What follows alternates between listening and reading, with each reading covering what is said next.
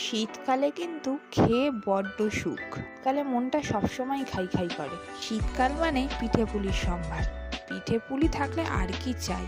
পিঠে পুলি বসে বসে খেতে তো খুবই ভালো লাগে, কিন্তু করার সময় গায়ে যেন ঝড় আসে। আগে তো মা পিঠে পুলি বানিয়ে দিত, আমি বসে বসে খেতাম। এবার তো আমার শেখার পালা এসেছে, তাই আজকে মা বলল তুই কর পিঠেটা।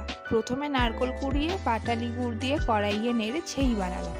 তারপরে খানিকটা সুজি জলে ভিজিয়ে রেখে তাতে ময়দা, পাটালি গুড়, অল্প চিনি আর দুধ দিয়ে সেটাকে ভালো করে গুলে এক গোলানি বানালাম। তারপরে ইন্ডাকশানে ননস্টিক গরম করে তাতে একটু তেল ব্রাশ করে ওই গোলাটা তার ওপরে দিয়ে দিলাম। গোলা তো প্রথমে উঠতেই চাইছিল না, আমি বানাচ্ছি তো তাই। অনেক কষ্ট করে একটা তাও গোলা হলো, তার উপরে আবার নারকোল দিয়ে সেটাকে আস্তে আস্তে মুড়ে বানিয়ে ফেললাম পাটিসাপটা। এইভাবে অনেকগুলো পাটিসাপটাই বানালাম।